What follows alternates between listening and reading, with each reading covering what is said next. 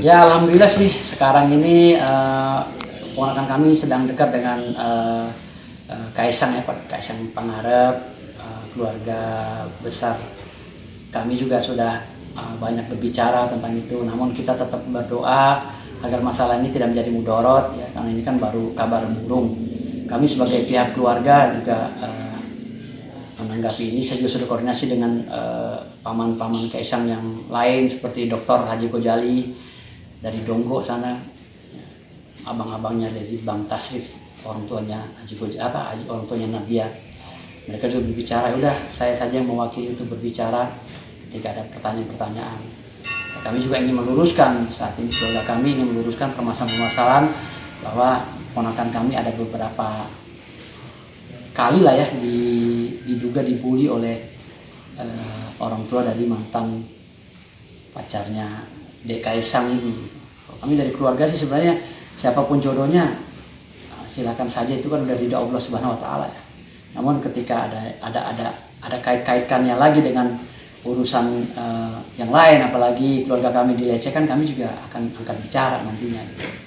Terkait masalah ini kami sudah serahkan semua kepada Allah Subhanahu Wa Taala. Jodoh, mati, rezeki itu udah ada garisnya dari Allah Subhanahu Wa Taala. Namun ketika kita tidak berjodoh pun kita harus menerima legowo gitu. Nah, ini kan banyak berita miring tentang ponakan kami, bahwa ponakan kami begini begitu, sampai kunci mobilnya pun diutarakan, sampai ngetek Pak Jokowi. Kan nggak ada urusan Pak Jokowi di sini, sampai ngetek Instagram atau media sosialnya Pak Jokowi bicara masalah urusan Kaisang, kan sebenarnya nggak ada kaitannya gitu. Dan bawa-bawa ponakan saya, sampai bahasanya menghina juga ponakan saya, seakan-akan ponakan saya itu karyawan, dia itu majikan gitu kan. Orang tuanya si Felicia Tisu ini merasa dirinya itu majikan. Kalau konotasinya kan berbeda antara majikan dengan karyawan. Berarti ini kan di luar konteks pekerjaan profesional ya. Karena kan Nadia ini ponakan kami ini dia itu kan bekerja di perusahaan sesuai dengan kemampuan dia, sesuai dengan disiplin ilmu yang dia punya di universitas yang dia tempuh ini, jalur pendidikan akademis gitu. Artinya Nadia ini bukannya punya majikan, dia punya pimpinan gitu, jenjang di perusahaan. Ada supervisor, ada GM, ada direktur utama layaknya di perusahaan yang saya miliki gitu. Sama seperti itu. Jadi kalau bahasa-bahasa di media sosial yang mencerca ponakan saya, sekarang ponakan saya ini hanya karyawan yang kastanya di bawah, gimana sih dia majikannya, ini nggak ada kaitannya gitu loh. Antara si Felicia Tisu dengan ponakan saya nggak ada kaitannya, karena ponakan saya ini bekerja di perusahaannya milik Kaisang Pangarep. Adapun mereka ini cocok, berjodoh ataupun memang menjalin hubungan, itu kan itu urusan di luar profesional bekerja. Jadi jangan dibawa-bawa dalam urusan ini. Makanya ketika urusan ini dikaitkan dengan ponakan kami juga sampai dihina gitu. Kami juga sebagai keluarga besarnya ini tidak terima gitu. Tidak terima itu gitu. Kalau info di media kan mereka ini kan memang dulu pernah bekerja sama ya. Karena memang Nadia ini kerja di perusahaannya Kaisang, jadi secara sistem Kaisang sedang dekat dengan Felicia kan dulunya. Artinya kan apapun perintah Kaisang sama dengan perintah namun secara profesionalnya kan kita lihat lagi dari jenjang atau struktur di perusahaan itu, struktur organisasi dalam perusahaan itu. Siapa Kaisang ini? Dia ini direktur misalnya. Nah Nadia ini karyawannya sebagai apa? Ofisial apa gitu kan? Marketing kah apakah gitu kan? Artinya di sini harusnya dipisahkan antara title profesionalisme di perusahaan dengan di rumah, di luar perusahaan gitu.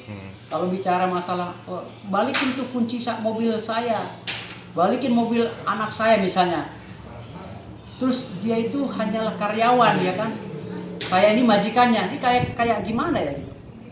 Kayak seakan-akan nggak ini gitu, nggak bagus lah, nggak beradab gitu, nggak bagus banget gitu loh. Jadi kasarnya keluarga besar kita ini jadi dianggap sepele gitu. Kami ini kan keluarga Kesultanan Bima. Kami ini cucunya Sultan Bima. Ya Nadia juga termasuk. Kami kan di Wawo sana itu keturunan kami itu semua keluarga para raja. Kalau keluarga para raja ini kalau kalau dilecehkan juga kan nggak boleh, karena kami tokoh di sana. Ini kan ta'aruf, ada istilah ta'aruf gitu.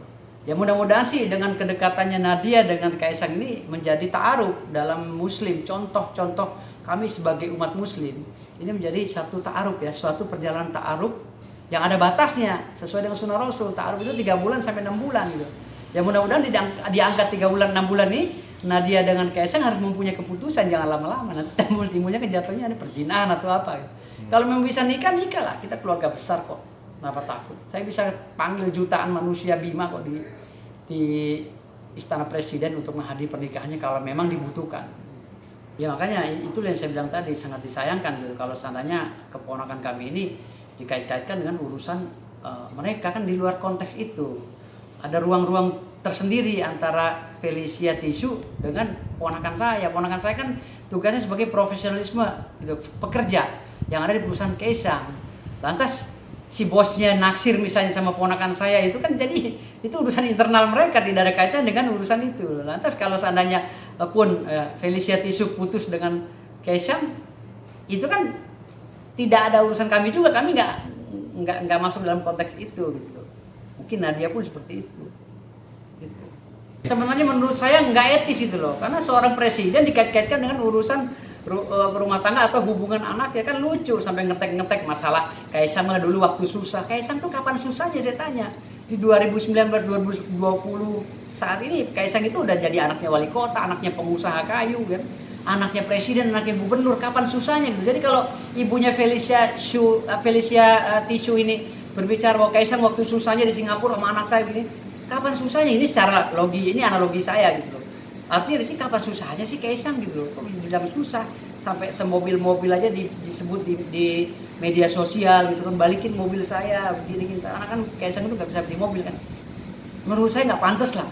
Kalau sekelas Pak Jokowi di bawah-bawah juga nggak pantas. Kalau Pak Jokowi mau mobil mungkin pabriknya dikasih sama orang. Karena dia orang nomor 1 di Indonesia gitu. Jadi kalau menurut kami ya, kami sebagai keluarga Nadia juga nggak mau dilecehkan juga, karena kami juga keluarga besar gitu. Jangan sampai nanti menimbulkan animo yang jelek ya, presiden buruk bagi nama besar kami di Nusa Tenggara Barat di Bima gitu. Karena kami keturunan sultan.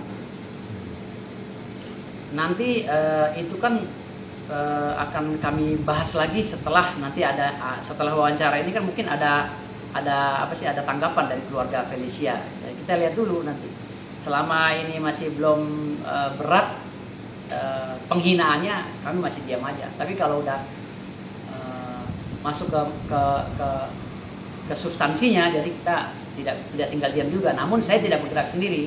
Tentu saya akan koordinasi dengan Haji Gojali, tokoh pemuda, tokoh orang tua di Donggo sana, di Wawo sana gitu. Artinya di sini saya koordinasi juga dengan pamannya Nadia yang lainnya gitu. Saya belum ke ranah itu saat ini, belum ya pengennya sih seperti itu. Namun kan kita juga dalam bergerak nggak bisa sembarangan ya, karena Nadia juga kan punya orang tua ya kan, ayahnya Bang Tasri, ibunya Ibu Sri ya, Kak Sri. Artinya ditanya dulu ke mereka berdua gitu, apa tindakannya. Nanti kan ada forum keluarga, kalau orang Bima itu kan ada paguyuban, nanti dilempar ke paguyuban materi itu, nanti kita bahas. Saya sebagai juru bicaranya nanti di media gitu. Seperti itu. Kalau memang diperlukan ya nanti kita lihat aja ke depannya seperti apa. Kita kan harus koordinasi juga dengan Bang Tasrif ya, sebagai orang tuanya Nadia.